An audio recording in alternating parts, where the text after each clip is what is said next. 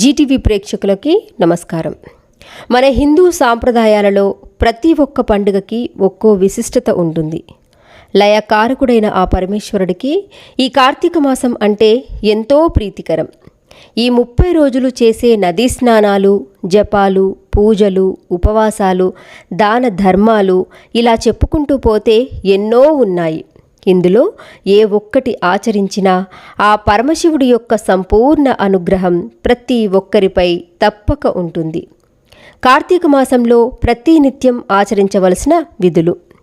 ఈ 15వ రోజు పౌర్ణమి. ఈరోజు ఇష్ట పదార్థాలను, పులుపును తినరాదు. సాయంకాలం నదీ స్నానం చేసి వరుణదేవుణ్ణి పూజించాలి. ఈరోజు దక్షిణ తాంబూలాదులతో వెండిని కానీ అన్నదానం కానీ చేస్తే చాలా మంచిది. ఈ కార్తీక మాసంలో కార్తీక పురాణాన్ని పఠించినా విన్నా ఎన్నో శుభ ఫలితాలు కలుగుతాయి. అందుకని మనము ఆ కథను విని తరిద్దాం. కార్తీక పురాణం 15వ అధ్యాయం దీప ప్రజ్వలనం జ్ఞానప్రదాయకము ఇప్పుడు తెలుసుకుందాం. వశిష్ఠుడు జనకుడితో, ఓ జనక మహారాజా, ఈ కార్తీక మాసంలో శివకేశవుల ఆలయాలలో ఎక్కడైనా దీపారాధన, నృత్యము, గానము, దీపమాల సమర్పణలను చేసిన వారు ముక్తి మోక్షాలను పొంది తరిస్తారు.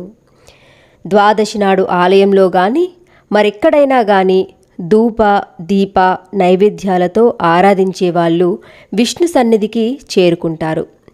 ఇతరులు పెట్టిన దీపములను పైకి ఎగద్రోసి ప్రజ్వలింపజేసినా వారి పాపాలన్నీ ఆ దీపాగ్నిలో భస్మమై వారికి శుభాలను కలిగిస్తుంది.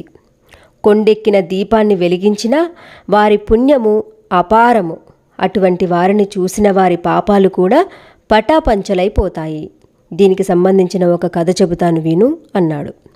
జనక మహారాజా, సరస్వతీ నదీ తీరంలో ఒక శిథిలమైన దేవాలయం ఉండేది. నిష్ఠాగరిష్ఠుడైన ఒక యోగీంద్రుడు ఆ దేవాలయానికి వచ్చాడు. అది కార్తీక మాసం. మానవ ధర్మంలో ఆచరించాల్సిన జప, తప, స్నాన, సంధ్యాదులన్నింటికీ వీలుగా ఉంటుందని ఆ ఆలయాన్ని పరిశుభ్రం చేశాడు. చక్కగా ముగ్గులు పెట్టాడు. ప్రక్క ఊరికి వెళ్ళి ప్రమిదలు, నూనె, వత్తులు కొని తెచ్చి దైవ సన్నిధిలో 12 ప్రమిదలలో దీపాలను వెలిగించాడు.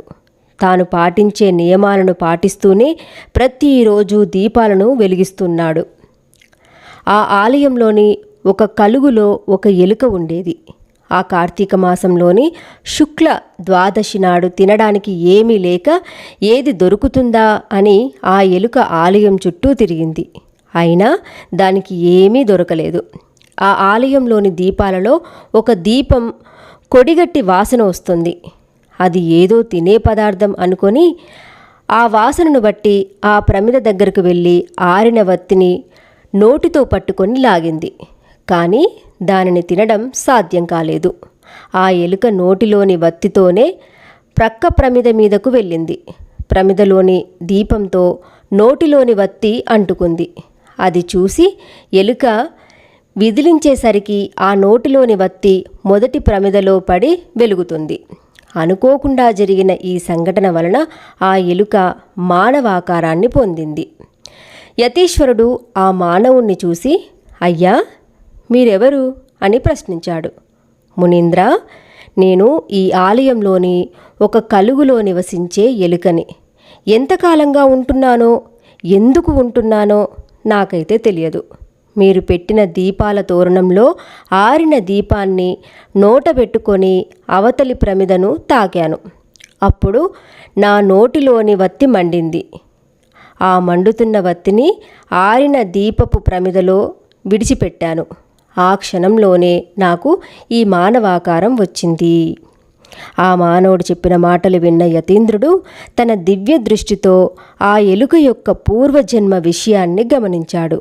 అయ్యా, ఈరోజు కార్తీక శుద్ధ ద్వాదశి, తినడానికి ఏమి దొరుకుతుందా అని వెతుకుతూ ఆలయం చుట్టూ ప్రదక్షిణం చేశావు.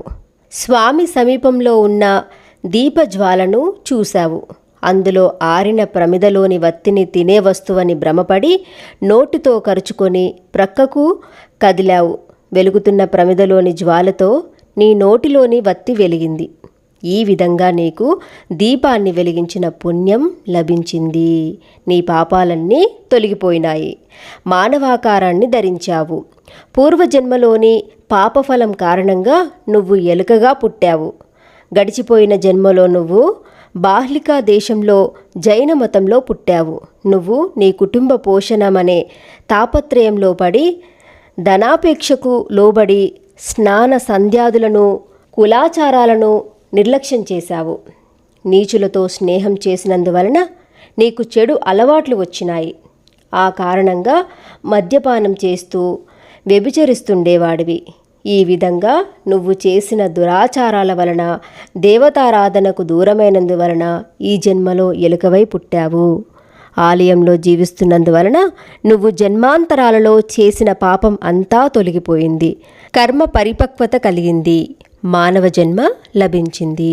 ఇక మీదటైనా భక్తితో ప్రవర్తిస్తూ ముక్తి పొందు అని యోగి ప్రబోధించాడు అని చెప్పాడు.